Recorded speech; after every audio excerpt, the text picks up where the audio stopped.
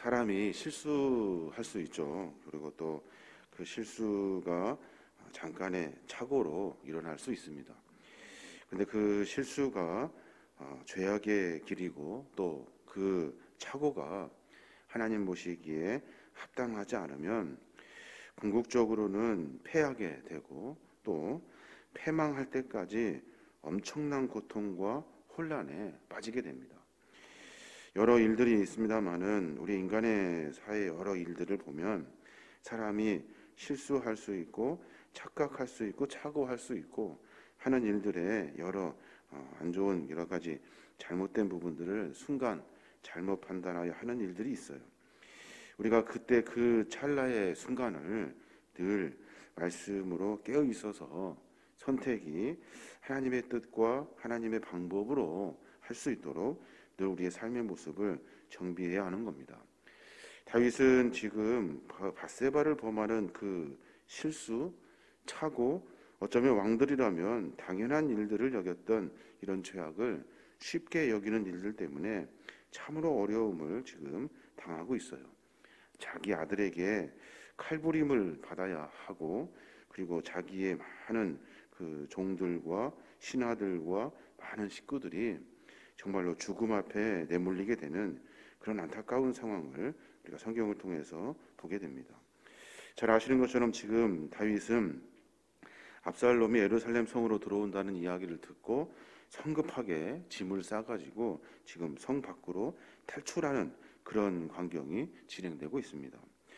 모든 것이 정말로 다 슬프고 안타깝고 다 내려놔야 하고 그리고 많은 것들이 참 후회되는 그런 순간의 길을 걸어가고 있어요. 그때 주변에 많은 사람들이 이제 다윗은 끝이다. 이제 다윗은 망했다.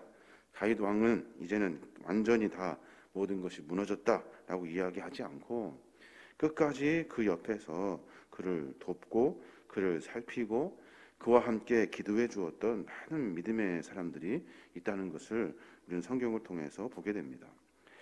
사람은 실수하고 넘어지고 죄악의 길에 서서 비록 그 길이 어렵고 힘든 길의 연속이고 많은 일들이 있지만 하나님 안에 있는 사람들은 그 순간에 많은 믿음의 동역자들로 하여금 다시 신앙을 붙잡게 되고 다시 하나님을 찾아가게 되는 그런 성경의 깊은 진리를 우리가 발견해 보게 됩니다. 그래서 매 순간마다 우리는 삶을 정비해 나갈 때 한 걸음 한 걸음 딛는 그 걸음이 하나님의 뜻에 맞추어지도록 하나님의 방법이 되도록 늘 묵상하며 삶을 정비해야 되고 또 내가 실수하는 일이 있어서 죄악으로 빠져갈 때마다 빨리 돌이켜서 내가 다시 주님 품에 돌아올 수 있도록 늘 삶의 모습을 신실하고 진실하게 여러 사람들과 관계를 맺으며 살아야 할 것입니다. 오늘 보니까 여러 인물들이 나오는데 어제는 이때 이야기까지 들었어요. 이때는 다윗을 위해서 일사각오의 결의를 보여줍니다. 그가 비록 이방인이고 블레셋 사람이지만 나는 다윗의 은혜를 알기에 나는 다윗과 끝까지 함께 하겠습니다 라는 마음으로 다윗과 함께 하게 되죠. 또 뒤에 보니까 아비아달과 사독의 이야기가 나와요. 24절에 보니까 보라 사독과 그와 함께한 모든 레위 사람도 하나님의 언약궤를 메어다가 하나님의 궤를 내려놓고 아비아달도 올라와서 모든 백성이 성에서 나오기를 기다리도다 라고 말해요. 아비아달과 사독이 누굽니까? 아비아달은 아론의 넷째 아들이죠. 이다말의 후손이에요. 사독은 아론의 셋째 아들 엘르아살의 후손이에요. 다윗 시대에 제사장직을 수행했던 양대 가문이에요. 이 양대 가문이 다윗이 예루살렘 성을 빠져나갈 때 언약궤를 가지고 다윗과 함께 하려고 기다리고 있었다는 거예요. 사독과 아비아달은 언약궤가 다윗과 함께 있어야 한다고 생각했고 하나님의 임재를 나타내는 것인 이 언약궤를 다윗과 함께 하여서 이제 다시 복귀할 때 돌아올 때 언약궤를 통해서 하나님의 은혜를 받으려고 그가 그렇게 계획들을 한 거예요. 앞에 먼저 언약궤를 가지고 섰다는 거예요. 그리고 이제 다윗과 많은 사람들이 성을 빠져나가는 순간을 기다리고 있었다는 거예요. 그런데 어떻게 합니까? 다윗은 돌려보냅니다. 언약궤가 중요한 것이 아니라 하나님의 마음이 중요합니다 라고 이렇게 설명해 주어요. 25절에 보니까 왕이 사독에게 이르되 보라, 하나님의 궤를 성읍으로 도로 메어가라. 만일 내가 여호와 앞에서 은혜를 입으면 도로 나를 인도하사 내게 그 궤와 그 계신 데를 보이시리라 라고 말해요. 참 대단한 믿음인 것 같아요. 사람들은 언약궤와 함께하는 것을 굉장히 소중하게 여겨요. 그 물건이 뭔데? 하나님이 직접 개입하셨고 하나님이 우리들에게 허락해 주셨던 그 물건이에요. 많은 사람들은 그 물건의 소중함을 여긴다고요. 근데 다윗은 물건의 소중함을 여기지 않아요. 하나님의 마음에 있다요. 내가 여호와 앞에 은혜를 입으면, 하나님께서 나를 좋게 여기시면, 내 마음을, 내가 회개하는 모습을, 내가 삶 속에서 다시 주님을 만나고자 하는 그 은혜가 하나님께 상달되면 그 하나님의 마음을 움직이게 될 거고, 그것으로는 모든 것을 다 얻게 되고 그것이 회복이라고 설명해 주고 있는 거예요. 사독과 아비아달은 궁지에 몰린 다윗이 하나님의 그 언약궤 이것만 있으면 된다고 생각했어요.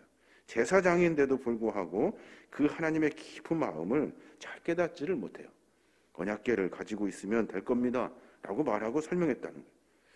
어쩌면 다윗이 제사장보다 제사장직을 감당했던 아비아달과 사독보다 하나님을 훨씬 더 잘 아는 것 같아요. 하나님은 그런 분이 아니십니다 라고 설명하고 말하고 있는 겁니다. 결국에는 어떻게 됩니까? 언약궤를 놓고 갑니다. 예루살렘 성에 놓고 다윗의 신하들과 함께 떠나게 되죠. 종이 여기 있사오니 선히 여기시는 대로 내게 행하시옵소서. 내가 할 겁니다. 괜찮습니다. 놓고 갑시다 라고 이렇게 말하고 있는 거예요. 하나님, 나를 선하게 여겨주시면 하나님께서 내 길을 인도하실 것입니다 하는 다윗의 고백을 우리가 엿보게 됩니다. 우리의 삶의 모습에도 여러 일들이 있습니다. 무엇을 취하고 하고자 하는 일들, 또 그것 있으면 다 될 것 같은 그런 인간의 착각들이 있어요. 무엇이 있어야 다 됩니까? 무엇이 있어야 다 이룰 수 있습니까? 하나님의 그 마음이 있어야 돼요. 우리를 향한 하나님의 마음이 있으면 하나님께서 내게 행하시옵소서. 하나님이 행하시면 됩니다. 그것으로 충분합니다. 지금 나단 선지자의 예언의 말씀을 통해서 내가 밧세바를 범한 뒤에 이 징벌을 받게 되는데, 많은 사람들이 전염병으로 죽었고 또 가족 안에 칼부림이 일어나는 그런 징벌을 자기가 받고 있으면서도 이 모든 일들은 하나님이 하시는 일이고 하나님이 해결하셔야 하는 일입니다 라고 이렇게 하나님께 맡겨드리는 신앙의 모습을 볼 수가 있어요. 우리의 삶 속에서도 그런 믿음의 자세가 있어야 될 겁니다. 또 하나는 후세에 대한 이야기인데, 후세는 다윗의 친구고 다윗의 모사이고 책사였어요. 그런데 아히도벨 그 밑에 일했던 사람인데, 아히도벨이 훨씬 더 높은 책사죠. 아주 명확하고 아주 전쟁의 앞뒤를 가르는 그런 사람이에요. 그 뒤에 일했던 그 후세가 이제 다윗의 책사로 드러납니다. 어떤 일이 있었습니까? 여러분 성경을 통해서 잘 알겠습니다만은 후세가 옷을 찢고 흙을 머리에 덮어쓰고 다윗의 앞길을 막습니다. 그리고 나서 작전을 설명해요. 내가 그대로 남겠습니다. 그래서 압살롬이 또 아히도벨이 어떤 모략을 꾸미는지를 내가 듣고 그 소식을 내가 다윗에게 전달하겠습니다. 사실 이 일은 목숨을 거는 일이에요. 죽음을 각오하는 일이에요. 적간 깊숙이 들어가서 가장 중요한 그 사람들과 함께 있어야 하는 거기 때문에 그들의 신뢰를 얻지 못하면 결국에는 한 방에 죽어버리고 마는 그런 목숨을 거는 일이에요. 근데 후세는 그 일을 자기가 감당하겠다는 거예요.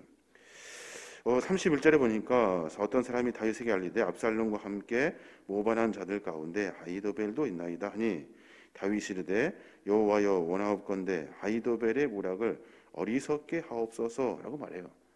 그들이 아무리 머리 쓰고 작전을 짜도 우리가 하는 일들은 하나님께서 개입하신 일이기 때문에 그 작전은 아무것도 아닌 것이 되게 합시다라고 이렇게 이야기하고 있는 겁니다. 후세는 이제 또 성에 남아요. 성에 남아서 그 압살롬과 아히도벨의 계략을 다 듣고 다윗에게 그대로 전달을 해줍니다.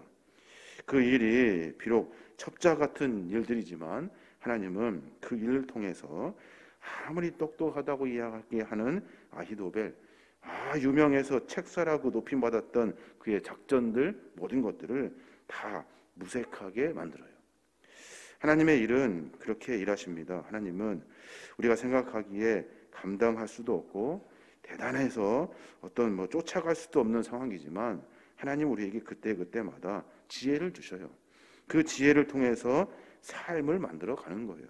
비록 후세의 일이 목숨을 거는 일이고 어려운 일이지만 하나님은 그 일들을 통해서 일을 만들어 가시고 하나님의 마음에 합한 자들을 다시 일으켜 세우셔서 하나님의 나라를 만들어 가시는 거예요. 이게 바로 하나님의 방법이라는 겁니다. 우리의 상황을 한번 빗대어서 여러 가지 생각을 해보게 됩니다. 어떤 많은 사람들이 좋고 똑똑하고 잘나고 아무리 머리를 쓰고 별 일을 다 해도 하나님의 마음이 거기에 있지 아니하면 인간은 승리할 수 없습니다.